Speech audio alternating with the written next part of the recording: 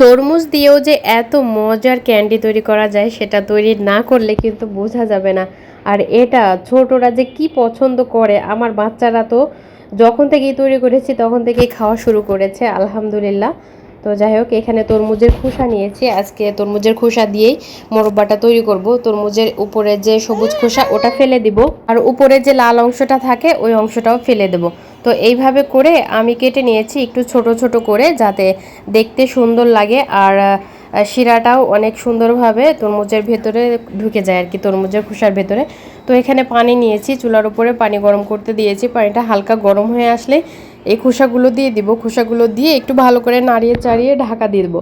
ঢাকা দিয়ে অপেক্ষা করতে হবে তরমুজের খোসাটা যাতে সেদ্ধ হয়ে যায় সে পর্যন্ত। পুরোপুরি সেদ্ধ না হলেও চলবে, তো দেখলেই কিন্তু বোঝা যাবে যে তরমুজটা আসলে একটু নরম হয়ে আসছে, সেই পর্যন্ত এটাকে একটু রান্না করে নিতে হবে।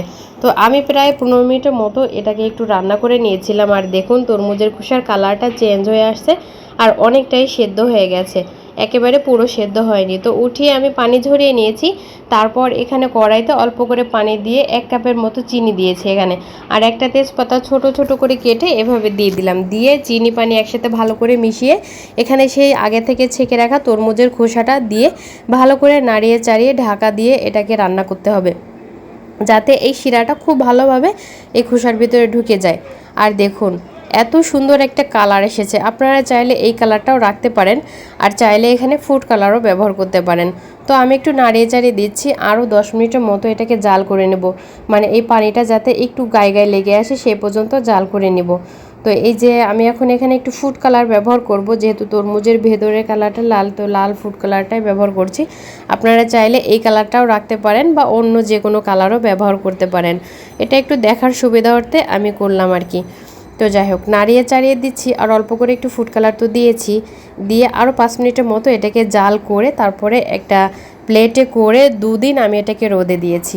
আর দেখুন কত সুন্দরভাবে এটা শুকিয়ে গেছে। আমি যেহেতু এটা ফ্রোজেন করব না, তাই আমি এটাকে আর রোদ দিলাম না। আর বাচ্চারা এটা এমনিতেই খেয়ে শেষ করে ফেলছে, তাই এটাকে রেখেও দিতে পারবো না, পরে আর এক সময় বানিয়ে তারপরে হয়তো ফ্রোজেন করতে পারবো। তো আপনারা যদি ফ্রোজেন করেন বেশি দিনের জন্য, এটাকে কাচের বয়মে রেখে দিতে পারেন। আর হ্যাঁ, অবশ্যই পুরোপুরি শুকনো করে এটাকে রোদ দিতে হবে। আজকের ভিডিওটি যদি ভালো লাগে অবশ্যই লাইক শেয়ার কমেন্ট করতে ভুলবেন না। আর এরকম সুন্দর সুন্দর রেসিপি পেতে অবশ্যই আমার পেজটি ফলো দিয়ে রাখবেন। সবাই ভালো থাকবেন, আমাদের জন্য দোয়া রাখবেন। আল্লাহ হাফেজ।